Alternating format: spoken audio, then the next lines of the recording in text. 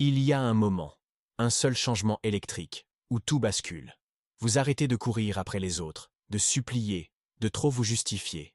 Et soudain, ce sont eux qui gravitent autour de vous. Ce n'est pas de la magie, ce n'est pas de la chance, c'est la psychologie pure du désir humain. La plupart des gens fonctionnent comme des livres ouverts, désespérés d'être appréciés, d'être compris, d'être validés. Ils abandonnent leur pouvoir comme s'ils n'avaient aucune valeur. Et puis ils se demandent « Pourquoi suis-je toujours une arrière-pensée ?» Mais voici la vérité. Plus vous poursuivez, plus vous devenez ordinaire. Plus vous vous retenez, plus vous devenez irrésistible. Aujourd'hui, je vous dévoile 12 leviers psychologiques qui forceront les gens à vous voir différemment, à vous traiter différemment, à vous poursuivre. Il ne s'agit pas de manipulation. Il s'agit de respect. Commençons. 1. L'effet mystère. Devenez une énigme non résolue. Les gens ne sont pas obsédés par ce qu'on leur offre sur un plateau. Ils sont obsédés par ce qui est juste hors de portée. Réfléchissez-y. Quand quelqu'un vous déverse toute l'histoire de sa vie dans les 5 premières minutes, comment vous sentez-vous? Ennuyé, submergé, peut-être même repoussé. Maintenant, imaginez quelqu'un qui répond aux questions avec juste assez pour intriguer, mais jamais assez pour satisfaire. Que faites-vous dans la vie? Je résous des problèmes intéressants, peut-être que je vous en parlerai un jour. Puis, souriez et changez de sujet. C'est le pouvoir du mystère. Comment l'appliquer? Partagez moins dès le départ. Laissez les gens mériter vos histoires. Quand on vous pose des questions personnelles, répondez par une taquinerie, pas un rapport détaillé. Maîtrisez l'art de la pensée inachevée. J'ai vécu une expérience complètement folle la semaine dernière, mais c'est une histoire pour une autre fois. L'objectif n'est pas d'être secret, c'est d'être sélectif. 2. La réponse différée. Le silence est votre arme. Dans la nature, les prédateurs ne se précipitent pas. Ils attendent. Ils laissent leur proie venir à eux. Le même principe s'applique à la conversation. La plupart des gens sont terrifiés par le silence. Ils comblent chaque vide par un bavardage nerveux, désespérés de maintenir l'interaction.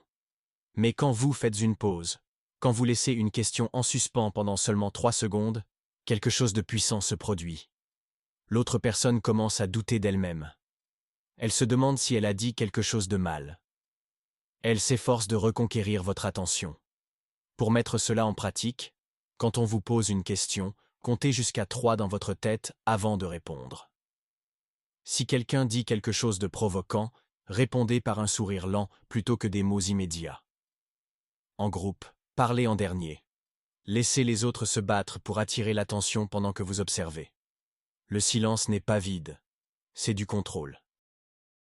3. Le jeu de l'effacement, apprenez-les à craindre de vous perdre. L'attention est une monnaie, et la plupart des gens la dépensent sans compter. Si vous êtes toujours disponible, toujours à répondre instantanément, toujours à dire oui, vous apprenez aux autres que votre attention ne coûte rien. Mais quand vous vous retirez, quand vous devenez imprévisible dans vos réponses, c'est là qu'ils réalisent « Attends, je pourrais vraiment perdre cette personne. » Voici comment procéder. Si quelqu'un annule un rendez-vous, ne reprogrammez pas immédiatement. Laissez-les revenir vers vous. En messagerie, attendez parfois plus longtemps que d'habitude, non pas pour jouer, mais pour rappeler que vous avez une vie en dehors d'eux. Si quelqu'un vous prend pour acquis, disparaissez pendant 1 semaine. Sans drame, juste une absence. La peur de perdre est plus forte que le désir de gagner. 4. L'illusion du statut, vous êtes le prix. Les gens ne courent pas après ce qui est égal, ils courent après ce qui est supérieur. La plupart des gens entrent dans une pièce en espérant être appréciés. Vous entrez en supposant que vous êtes déjà valorisé. Les tactiques à adopter. Bougez plus lentement. Parlez moins. Laissez les gens se pencher pour vous entendre. Quand quelqu'un vous complimente, acquiescez au lieu de détourner. Dans les négociations, soyez le premier à vous adosser à votre chaise. Le statut n'est pas une question d'arrogance. C'est une question de certitude tranquille. 5. Le cadre inébranlable. Votre réalité est la seule qui compte. Chaque interaction est une bataille de cadre. Quelle version de la réalité l'emporte? La plupart des gens laissent les autres définir le cadre. Tu es trop silencieux. Tu es si sérieux. Pourquoi ne bois-tu pas? Les personnes faibles s'expliquent. Les personnes fortes ignorent ou recadrent. Stratégie d'application. Si quelqu'un dit « tu es intimidant », souriez et dites « tant mieux ». Si on vous taquine, répondez « j'aurais aussi peur de moi ». Ne justifiez jamais votre comportement, à moins que vous ne le choisissiez. Votre cadre est votre forteresse. Ne le cédez jamais. 6. Le code de l'abondance, la rareté engendre l'obsession. Dès que vous semblez nécessiteux, vous perdez. Mais quand les gens sentent que vous avez des options, quand votre vie est remplie sans eux, c'est là qu'ils commencent à se battre pour votre attention. L'art de l'appliquer. Soyez occupé, pas faussement occupé, mais réellement en train de construire quelque chose. Mentionnez naturellement d'autres personnes, sans vous vanter. La start-up de mon ami vient d'atteindre 1 million d'euros, tellement inspirant. Que votre emploi du temps reflète que vous êtes demandé. Les gens ne courent pas après le désespoir. Ils courent après l'exclusivité. 7. Le piège de l'écho. Devenez leur miroir préféré. C'est l'outil le plus puissant de tous. Quand quelqu'un partage quelque chose sur lui-même, ne vous contentez pas d'acquiescer, renvoyez-le lui amplifier. Ils disent « Je pense lancer un podcast ». Vous répondez « Vous devriez ». Vous avez ce mélange rare de curiosité et de conviction. Les gens adoreraient. Maintenant, vous n'êtes plus un simple auditeur. Vous êtes la personne qui voit leur potentiel mieux qu'eux-mêmes. Et ça, c'est addictif. 8. La règle des 3 premières secondes. Dominez la pièce avant même de parler. La plupart des gens entrent dans une pièce comme s'ils demandaient la permission d'exister. Vous entrez comme si vous possédiez l'air que tout le monde respire. Ralentissez votre entrée. Laissez-les vous remarquer avant même que vous ne disiez un mot. Maintenez le contact visuel 1 seconde de plus que confortable. Leur inconfort est votre pouvoir. Premier mot. Faites-les mériter. Vous avez l'air d'être quelqu'un qui accomplit les choses. Je sens que cette conversation va devenir intéressante. Dès que vous agissez comme si vous appartenez à cet endroit, le monde entier l'accepte. 9. Le piège de la faveur. Faites-les rechercher votre approbation. Voici un petit secret. Les gens ne vous aiment pas pour qui vous êtes. Ils vous aiment pour qui ils sont quand ils sont avec vous. Alors, renversez la situation. Demandez une petite faveur. Vous avez bon goût. Quel est l'endroit ici que je ne dois absolument pas manquer? Quand ils vous aident, surprenez-les avec « Waouh, vous êtes vraiment doué pour ça ». Soudain, ils ne font pas que vous aider, ils sont en train de faire leurs preuves auprès de vous. Laissez-les travailler pour gagner votre respect. Regardez à quelle vitesse ils le désirent. 10. Brisez le rythme, le silence est votre arme. Avez-vous remarqué comment la personne la plus bruyante dans une pièce est généralement la plus faible? Le vrai pouvoir ne crie pas. Il attend. Quelqu'un parle trop vite? Ralentissez vos mots comme du miel. Ils paniqueront et s'adapteront à vous. Dans les négociations, soyez le premier à faire une pause. Laissez-les s'agiter, se rétracter ou céder.